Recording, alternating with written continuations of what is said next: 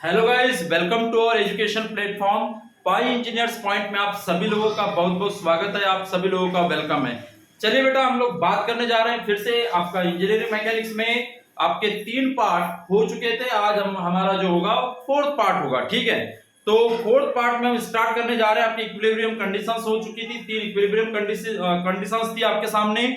summation of vertical force is equal to 0, summation of horizontal force is equal to 0 and summation of movement is equal to 0। ये 3 equations थी।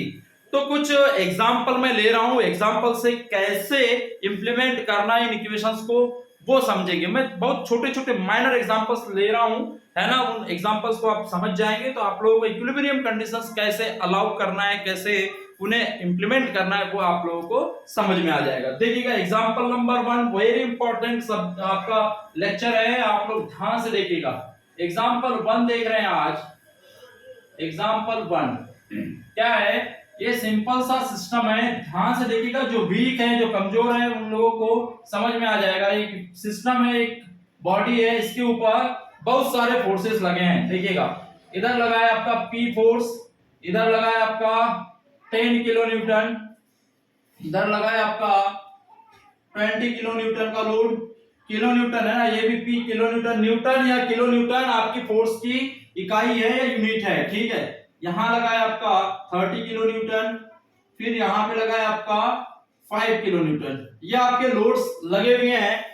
अब आपको बोला जाए कि P की वैल्यू डिटरमाइन कीजिए और बोलेगा कि आपका जो बॉडी है इक्विलिब्रियम कंडीशन में। बहुत छोटा सा एग्जांपल है, इससे आपको समझ में आ जाएगी कैसे यूज करना है। तो देखिएगा, आपको पता है, क्या पता है बेटा कि summation of vertical horizontal force is equal to 0 होता है। एक इक्वेशन। दूसरी इक्वेशन क्या है कि summation of vertical force is equal to 0, horizontal force is equal to 0 and vertical force is equal to 0 होता है। यहां पे आप लोग ध्यान से देखिएगा, सबसे पहले ये देखना है कि आपके फोर्सेस हॉरिजॉन्टल है या वर्टिकल है। तो यहां पे देखिएगा 1 2 3 4 5 फोर्सेस हैं और सभी वर्टिकल हॉरिजॉन्टल फोर्सेस है। कैसे है? हॉरिजॉन्टल। कोई इधर जा रहा है, कोई इधर जा रहा है, मतलब लेफ्ट हैंड साइड में जा रहा है, कोई राइट हैंड साइड में जा रहा है। ठीक है, तो हमें पता है कि राइट हैंड साइड में जाने वाले पॉजिटिव लेना है और लेफ्ट हैंड साइड में जाने वाले आपको क्या लेना है? क्या लेना है बेटा? हाँ, लेफ्ट हैंड साइड में जाने वाले नेगेटिव लेना है। तो यहां पे आपको क्या करना है कि summation of horizontal force is equal to क्या होता है बेटा? 0 होता है। तो 0 के इक्वल क्या हो जाएगा? 0 इज इक्वल टू क्या हो जाएगा? टेकिंग, यहां पे सिंपल देंगे, टेकिंग इक्वेशन, क्या इक्वेशन 1, इक्वेशन नंबर 1 ले रहे हैं। तो क्या हो जाएगा? राइट हैंड साइड में क्या जा रहा है बेटा? P प्लस 10 प्लस 5P इधर ही जा रहा है राइट हैंड साइड में, है ना। माइनस हो जाएगा 20 इस साइड में जा रहा है, माइनस हो जाएगा 30 इस साइड में जा रहा है। बात समझ में आ रही है? किसके इक्वल होगा ये? 0 के इक्वल। तो P 10 प्लस 5 हो गया आपका 15 और 20 और 30 हो गया माइनस 20 और माइनस 30 कितना हो जाएगा? माइनस 50। 50 में से 15 माइनस कर देंगे तो कितना बचेगा? P प्लस P माइनस 35 बचेगा। ध्यान से देख लो, 50 में से 15 चला जाएगा तो 35 बचेगा। तो P बराबर कितना होगा बेटा? यहाँ पे 35 किलो न्यूटन हो जाएगा। This is my answer.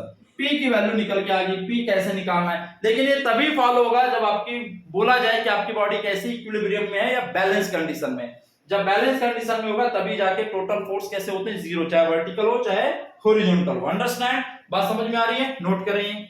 अब फिर से एग्जांपल नंबर 2 देख रहे हैं, ध्यान से देखिएगा। एग्जांपल नंबर 2 में इस तरह का एक सिस्टम लगा है। ठीक है, ये सिस्टम है जिसके ऊपर फोर्स लगे हुए हैं। एक फोर्स, दूसरा फोर्स, तीसरा फोर्स इस तरह से लगा हुआ है। ये x किलो न्यूटन है, ये आपका 20 किलो न्यूटन है, ये आपका 5 किलो न्यूटन है। ये फोर्सेस आपके लगे हुए हैं। ये हो गया आपका 30 किलो न्यूटन, ये आपका 10 किलो न्यूटन और ये लगा है आपका 5 किलो न्यूटन। इस तरह से लोड्स लगे हुए हैं। अब आपको बोला जाए कि x की वैल्यू डिटरमाइन कीजिए, find the value of x। तो कैसे करेंगे? देखिए, सभी फोर्सेस कैसे बेटा? वर्टिकल फोर्सेस है, तो समेशन ऑफ वर्टिकल फोर्स बराबर आपका 0 होता है, पता है। तो 0 बराबर कितना हो जाएगा बेटा? यहाँ पे ऊपर जाने वाले जो अपवर्ड डायरेक्शन में होते हैं उनको पॉजिटिव लेना। तो अपवर्ड फोर्स कितना है? 5 और 20। तो ये 5, ये आपका 5 अपवर्ड है और ये आपका कितना है? 20 प्लस 20। और कोई है क्या बेटा? नहीं है। माइनस हो जाएगा, ये x किलो न्यूटन है तो माइनस फिर ये नीचे जा रहा है -30 तो -30, और ये नीचे जा रहा है -10 तो -10, तो कितना हो जाएगा देखिए 10 5 5 10 हो गया और 20 30 हो गया, 30 माइनस x -30 और ये -10 कितना हो जाएगा -40 हो जाएगा, किसके इक्वल 0 के बराबर। तो यहां से 40 में से 30 चला गया तो -10, तो x -x बराबर कितना हो जाएगा 10, तो x बराबर कितना हो जाएगा, कितना हो जाएगा बेटा, मेरी -10 वैल्यू आ जाएगी, इसमें किलो न्यूटन में। देख लेना आप लोग सॉल्व करके -10 ही आएगी, ठीक है। इधर चला जाएगा तो ये 40 हो जाएगा, माइनस का मल्टीप्लाई हो जाएगा, तो x बराबर -10 किलो न्यूटन आएगा। तो इस तरह से इंप्लीमेंट किया जाता है किसको, इक्विलिब्रियम कंडीशंस को, वर्टिकल और हॉरिजॉन्टल वाली इक्वेशंस को। चलिए ये तो मैंने एग्जांपल से समझा दिया कि कैसे फॉलो करना है। अब बहुत ही इंपॉर्टेंट टर्म है, वो है रिजोल्यूशन ऑफ फोर्स कैसे करेंगे, क्या करेंगे, रिजोल्यूशन ऑफ फोर्स कैसे करेंगे, इसे नोट करना है आपको। वीडियो को पॉज करके आप देख सकते हैं, कोई दिक्कत नहीं है, रिजोल्यूशन फोर्स आना चाहिए, रिसोल्यूशन ऑफ फोर्स, हेडिंग डालिएगा रिसोल्यूशन ऑफ फोर्स या रिजोल्यूशन ऑफ फोर्स, से नोट करना अच्छे से, बड़ा इंपॉर्टेंट है, बहुत ही ज्यादा इंपॉर्टेंट है। मैंने टाइप ऑफ फोर्सेस बता दिए थे कितने तरह के होते हैं। अब यहां पे क्लासिफिकेशन आता है सिंपल सा फोर्स में, तो देखिएगा बेटा, ये बॉडी है, ये बॉडी का प्लेन है। अब ये प्लेन समझ में नहीं आता है लोगों को, प्लेन क्या होता है, ठीक है। तो ये जैसे मेरे पास ये बुक है, ये बुक का टॉप प्लेन है बेटा ना, तो ये वाला प्लेन मैंने यहां पे लिख दिया, ये टॉप वाला प्लेन, इसके ऊपर ऐसे फोर्स लगेंगे, ऐसे लगेंगे, ऐसे लगेंगे, ऐसे किसी भी ये प्लेन के किसी भी कोने में या किसी भी पॉइंट पे फोर्स लग सकता है। लेकिन समझ जाना कि ये कॉपी है ना, ये बुक है, तो ये बुक का टॉप व्यू है ना, तो वही होता है आपका क्रॉस सेक्शन। इसे नोट करें, क्या होता है क्रॉस सेक्शन। तो ये क्रॉस सेक्शन ले लिया या टॉप व्यू ले लिया मैंने एक बुक का या एक बॉक्स का, इसके ऊपर मुझे को फोर्स लगाना है। तो इसके दो एक्सिस हो जाएंगे, दो एक्सिस कैसे होंगे बेटा, ये एक्स एक्सिस हो जाएगा और ये वाई एक्सिस हो जाएगा डेफिनेटली होगा। कोई भी प्लेन है, ऐसा प्लेन है, तो एक्स वाई, या फिर इसको y मान लो, इसको x मान लो, इसको x मान लो, इसको y मान लो, कोई दिक्कत नहीं, किसी भी एक्सिस को x y मान सकते हैं। लेकिन जनरली हम हॉरिजॉन्टल को क्या मान के चलते हैं, x एक्सिस, और वर्टिकल को हम y एक्सिस। ये वर्टिकल होता नहीं है ना, वर्टिकल बोलते हैं लेकिन वर्टिकल होता नहीं है। आपका ये प्लेन है तो ये आपका x हो जाएगा और ये y हो जाएगा ना, प्लेन पे है, ग्राउंड में है ना, ग्राउंड के बाहर नहीं है चीजें। चलिए, तो रिजोल्यूशन ऑफ फोर्स के पहले हम लोग यहाँ पे क्लासिफिकेशन समझ रहे हैं फोर्स का। देखिए, जो एक्सिस के अबाउट फोर्स लगे, है ना, किसके अबाउट बेटा, एक्सिस के अबाउट, मतलब कि ये जो एक्सिस है इसके अबाउट सीधा फोर्स लगेगा, इस तरह से या इस तरह से, बात समझ में आ रही है, तो वो होंगे आपके क्या, जैसे इस तरह से। देखिए ध्यान दीजिए, ये सेंटर ऑफ ग्रेविटी होगा, जो सेंटर होता है उसको सेंटर ऑफ ग्रेविटी बोलते हैं। प्लेन का सेंटर सेंटर ऑफ ग्रेविटी बोला जाता है। तो जो सेंटर ऑफ ग्रेविटी से एक्सिस के अबाउट लगे और सेंटर ऑफ ग्रेविटी से होकर जाए, जैसे x p किलो न्यूटन लगा है, ये p किलो न्यूटन लगा है ना, ये आपका लगा है आपका q किलो न्यूटन लगा है फोर्स, ये q किलो न्यूटन लगा है। अब देखिए, मैं बराबर फोर्स लगा रहा हूं दोनों साइड से, इधर भी बराबर लगा रहा हूं, इधर भी बराबर। एक साइड p q या एक साइड p नहीं लगा सकता, क्यों, क्योंकि ये मूव कंडीशन में आ जाएगी, इधर मूव होने लगी है ना, हमें स्टेबल रखना है, तो इधर मैंने P लगाया तो इधर भी P। तो देखिए एक्सिस के अबाउट लग रहा है फोर्स, तो इसे एक्सियल फोर्स बोला जाता है बेटा, है ना, एक्सियल फोर्सेस। क्या बोला जाता है, एक्सियल फोर्सेस। तो एक्सियल फोर्सेस क्या होंगे, जो they are acting about axis of planes, जो एक्सिस ऑफ प्लेन्स के अबाउट एक्ट करे वही आपके एक्सियल फोर्सेस होंगे। तो ये आपका P भी आपका एक्सियल फोर्स हो गया, Q भी एक्सियल फोर्स हो गया, ठीक है। अब दूसरा होता है बेटा, दूसरा जो होता है, नोट करें, इसे भी बड़ा इंपॉर्टेंट है, एक होता है इसेंट्रिक फोर्स, एक होता है आपका इसेंट्रिक फोर्स। इसेंट्रिक फोर्स क्या होता है, जो सेंटर पे ना लगे और सेंटर से पास ना हो। देखो, ये they are acting about axis of plane and passing through the centre of gravity, and passing ये लिख लेना, passing through centre of gravity, मतलब कि CG से डिनोट किया जाता है, पासिंग थ्रू CG मतलब सेंटर ऑफ ग्रेविटी, ठीक है। ये CG पॉइंट है, मतलब सेंटर है प्लेन का। इसेंट्रिक फोर्स में क्या होगा, ये सेंटर पे कभी भी नहीं लगेगा, ठीक है, और एक्सियल भी नहीं होगा, मतलब कि जैसे कि यहां लगा है, कहीं यहाँ पे लगाए, है ना, यहाँ पे लगाए, इस पॉइंट पे लगाए प्लेन के, कोई यहाँ पे लगाए, कोई हो सकता है यहाँ पे लगाए, इस तरह से। ठीक है, बात समझ में आ रही है? P लगाए, ये Q लगाए, ये R लगाए, फोर्स लगे हुए हैं। तो ये जो है मतलब कि किसी एक्सिस से मतलब कि y एक्सिस से कितना दूर है ना। दूसरी बात, ये आपका x एक्सिस से कितना दूर है, तो ये हो जाती है इसकी इसेंट्रिसिटी। क्या? ये हो जाती है इसेंट्रिसिटी। तो y एक्सिस से कितना दूर है, ये हो जाएगा आपका Ey, और x एक्सिस से कितना दूर है, ये हो जाएगा Ex, सॉरी ये हो जाएगा आपका Ey और ये हो जाएगा आपका Ex। बात समझ में आ रही है? x y एक्सिस से कितना दूर हो Ex और y x एक्सिस से कितना दूर हो Ey, तो इसेंट्रिसिटी हो गई। बात समझ में आ रही है? तो इस तरह के जो फोर्सेस होते हैं वो होते हैं आपके इसेंट्रिक फोर्सेस। अब इसेंट्रिक फोर्सेस की वजह से आपके बॉडी में अनबैलेंस कंडीशन आ जाती है, मूवमेंट क्रिएट हो जाता है ना, मतलब कि ये प्लेन जो है घुमाने की कोशिश करता है ना, इसेंट्रिक फोर्स। याद में रखना इस पॉइंट को, अभी जरूरत नहीं है, अभी ये याद रखें। ठीक है, तो ये फोर्सेस हो गए बेटा। एक थर्ड फोर्स है आपका, मैं इसे क्लीन कर रहा हूं, थर्ड फोर्स समझा देता हूं, क्लीन करना पड़ेगा मुझे, आप लोग इसे नोट करते जाएं। थर्ड फोर्स होता है आपका इंक्लाइन फोर्स। सभी को पता है इंक्लाइन फोर्स, है ना। इंक्लाइन फोर्स मतलब प्लेन के ऊपर जो कुछ एंगल से झुका हुआ हो, है ना। थर्ड क्या है बेटा? Incline force. ये छोटी छोटी चीजें हैं, मैं आपको समझा रहा हूं ताकि आपको कंफ्यूज ना हो। इंक्लाइन फोर्स, अब इंक्लाइन फोर्स क्या होता है ध्यान से सुनिए। ये आपका सरफेस है, सरफेस, ये देखिए ये आपका सरफेस है सिंपल सा, है ना। इसके ऊपर इस तरह से कोई फोर्स लगा दिए, ये ऐसे लाके लगा दिए, तो बात समझ में आ गई? तो ये हो गया इंक्लाइन फोर्स, है ना, इस तरह से एक्ट कर रहा है। ठीक, तो इस तरह के जो फोर्सेस होते हैं उनको आप इंक्लाइन फोर्स कहेंगे। ये इस तरह से लाके लगा दिया, आप लोड जो है वो डाउनवर्ड साइड लगेगा, मतलब इस तरह से ही लगेगा, और ये हो गया आपका थीटा एंगल, है ना, स्लोप एंगल हो जाएगा थीटा। ये P किलो न्यूटन, मतलब P किलो न्यूटन का मतलब वेट, कितना वेट है बॉडी का जो आपने किसी प्लेन के ऊपर रखा, उसका वेट कितना है, वही होता है लोड वेट या फिर आपका फोर्स। बात एक ही है, ठीक है। चलिए, तो ये जो फोर्स है ये कैसा है बेटा? इंक्लाइन। लेकिन आपने देखा है कि वर्टिकल और हॉरिजॉन्टल फोर्स लेना है मुझे, मैं इंक्लाइन फोर्स नहीं लेता हूं, मैं कंसीडर नहीं करता हूं, तो मुझे क्या करना पड़ता है? इसको कंपोनेंट में ब्रेक करना पड़ता है। बात समझ में आई, है ना। तो इंक्लाइन फोर्स है, आप inclined force have two components, तो इसके दो कंपोनेंट हो जाते हैं, टू कंपोनेंट्स। आप लोगों ने फिजिक्स में शायद 11th में जरूर पढ़ा होगा कि दो कंपोनेंट होते हैं, एक होता है आपका cos component, cos theta component, और एक होता है आपका sin theta component.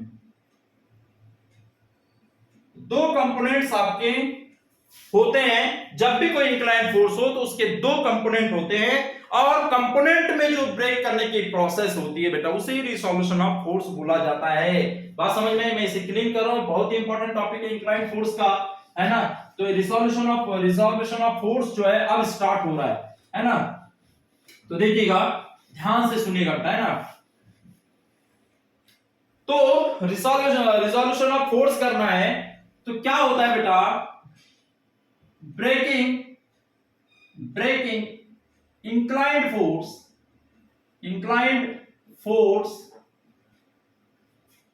into its components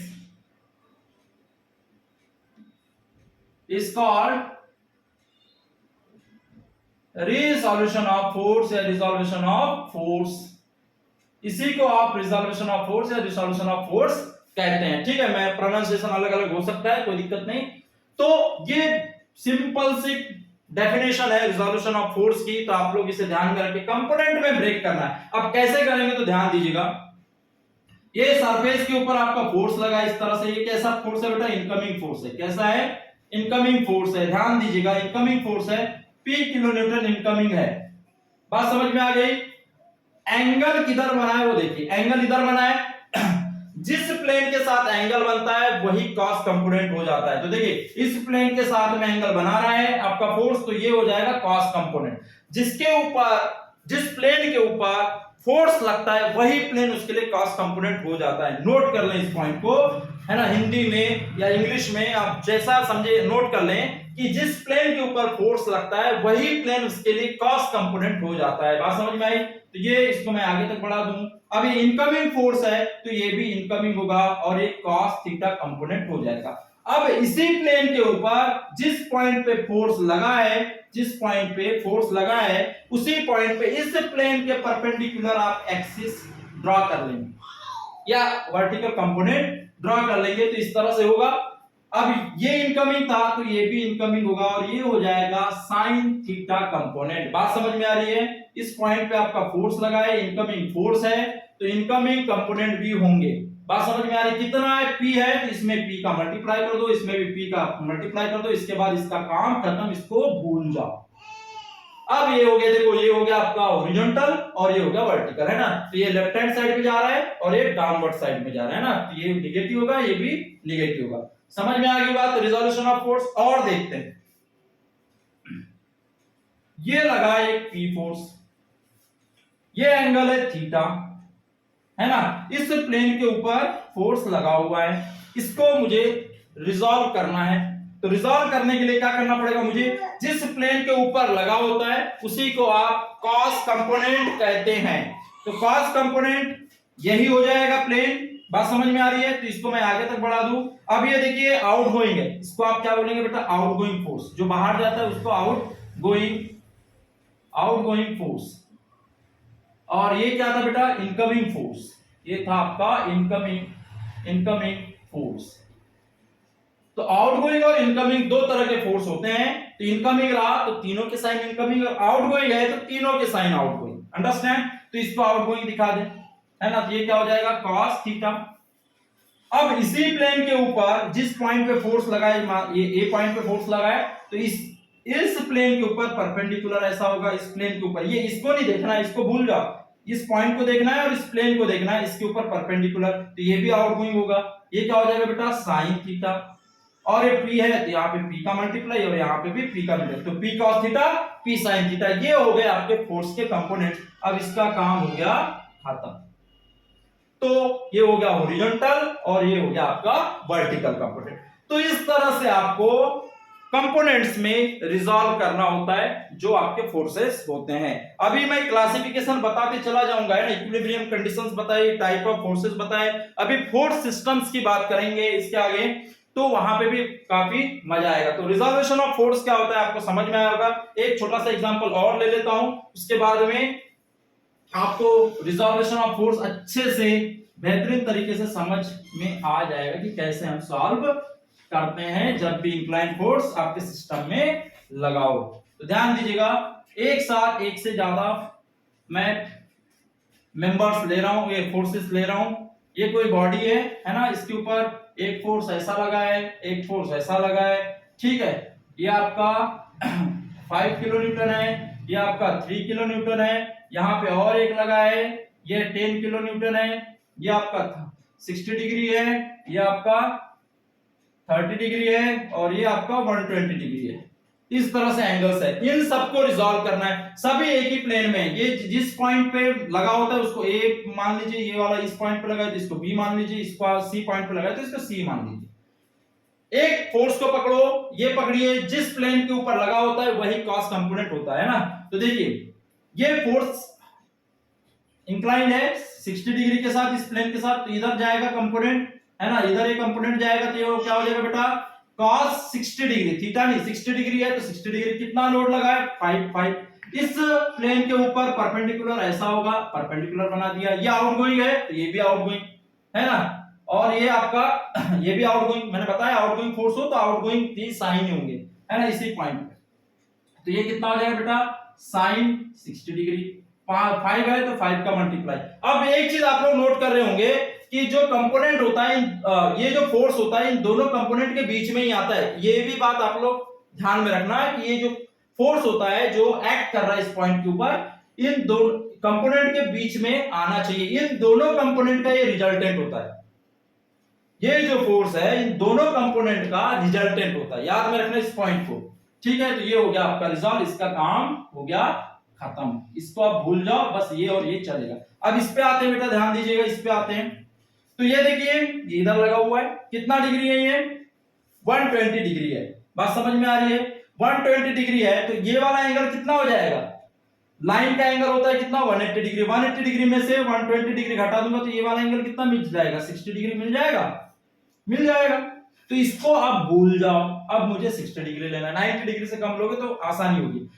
तो ये वाला कंपोनेंट कितना बन जाएगा बेटा, ये कंपोनेंट बन जाएगा, देखिए इधर ये कंपोनेंट बन जाएगा कितना, कितना बन जाएगा sin 60 डिग्री। कितना लोड है 3, तो ये 3 ले लो, ये 3 है तो 3 ले लो, ठीक है 3 होगा या 5 होगा जो भी होगा, 3 है तो 3 ले लो। अब इसी पॉइंट के ऊपर परपेंडिकुलर इधर होगा, ये आउटगोइंग है तो ये भी आउटगोइंग और ये भी आउटगोइंग, ये कितना हो जाएगा 3 है तो 3, और वर्टिकल कंपोनेंट क्या होता है sin, तो sin 60 डिग्री है तो 60 डिग्री, हो गया काम इसका खत्म, रिजॉल्व हो गया। अब इसको रिजॉल्व करते हैं, इनकमिंग है, ध्यान दो इनकमिंग है तो ये इनकमिंग आएगा इधर, है ना, जिस प्लेन के ऊपर होता है वही cos कंपोनेंट होता है। तो cos कितना होगा, ये कितना होगा बेटा 30 डिग्री। 90 डिग्री से कम लेना एंगल, आसानी होती है ना। यदि आपको 120 दिया है तो दूसरे साइड से एंगल ले लो, 180 का लाइन होती है, ठीक है। तो इसमें कितना आ जाएगा बेटा 10 है तो 10, और इसी के ऊपर परपेंडिकुलर ऐसा ये भी इनकमिंग, तो ये हो जाएगा sin 30 डिग्री, और यहाँ पे मल्टीप्लाई में कितना आ जाएगा 10। तो इसका काम खत्म, इसका काम हो गया खत्म, बात समझ में आ गई, इसको भूल जाओ। तो सारे कंपोनेंट्स में हमने ब्रेक कर चुके हैं कि वर्टिकल कंपोनेंट, हॉरिजॉन्टल कंपोनेंट कैसे आपको लेना है, कैसे ब्रेक करना है फोर्स को। आई होप कि आप लोगों को अच्छे से समझ में आया होगा। तो आप लोग बेटा जाते जाते ये लेक्चर को मैं एंड करने जा रहा हूं, तो आप लोग सब्सक्राइब और लाइक सब्सक्राइब सब किया करें, शेयर किया करें, बिकॉज कि मैं आपको बहुत अच्छा प्लेटफॉर्म उपलब्ध करा के दिया हूं, तो आप लोग इसका फायदा उठाएं। तो मिलते हैं बेटा नेक्स्ट लेक्चर में, तब तक के लिए थैंक यू सो मच।